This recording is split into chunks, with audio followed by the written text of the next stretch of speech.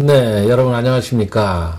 오늘은 이제 착상기 때 주의할 점에 대해서 한번 말씀을 드려보도록 하겠습니다. 보통 이제 배란기는 우리가 생리가 이제 규칙적인 여성을 가지고 얘기를 하면, 생리 주기가 이제 28일 정도 된다면은, 다음 생리 예정일로부터 한 14일 정도, 14일 빼서 플러스 마이너스 이제 하루, 뭐 이 정도를 이제 보통 배란기라고 칩니다. 그러면 이제 이 배란기에 이제 배란이 되고, 이제 수정이 되겠죠. 그럼 수정이 돼가지고 이 수정란이, 다시 이제, 자궁 내막으로 와서 착상이 되는 데까지는 한 또 일주일 정도가 걸립니다. 그런데 우리가 이제 이런 경우는, 굉장히 몸을 조심해야 되죠. 보통 뭐 이런 경우에, 예를 들어서 심한 운동을 뭐 뛰는 것이랄지, 아니면 뭐 스키를 탄다랄지, 뭐 이런 정도. 그 다음에 또 무거운 물건을 든다. 이런 거 굉장히 조심해야 됩니다.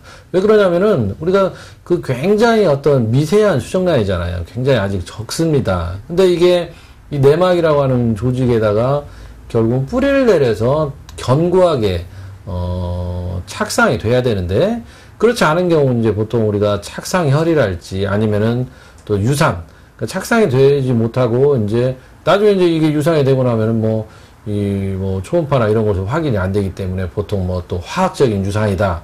보통 이렇게 얘기를 합니다. 여성 호르몬 수치가 이제 올라갔다가 확 떨어지죠. 임신 호르몬이.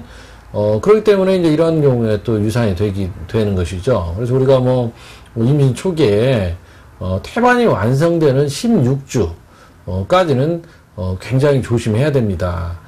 그럴 때는 정말로 우리가 무거운 물건을 들어서도 안 되고 멀리 여행을 다녀서도 안 되고, 그리고 뭐 차를 요즘에 뭐 아스팔트 포장된 길이니까 뭐 어떠냐 싶지만 몸이 굉장히 이제 처지고 피곤하고, 그리고 처지고 피곤하다 보면 기운이 아래로 떨어지는 것이죠. 그러니까 유상이 된다고 하는 것도 흐를 유자, 물은 아래로 흐르게 되어 있습니다. 그렇기 때문에 기운이 아래로 처지면은 당연히 유산에 염려가 있는 것입니다. 그래서 여러분들이 이 생리 주기를 정확하게 하고, 그렇게 해서 배란기를 예측하고 또 착상을 예측하고, 그러려면 우리가 계획 임신을 하는 것이 좋습니다. 그래서 아이를 가질 때는 반드시 계획 임신을 하고 배란기, 착상기 이런 거를 잘 따져서 여러분들이 건강한 아이를 임신, 출산하시기 바랍니다. 오늘 여기까지입니다. 감사합니다.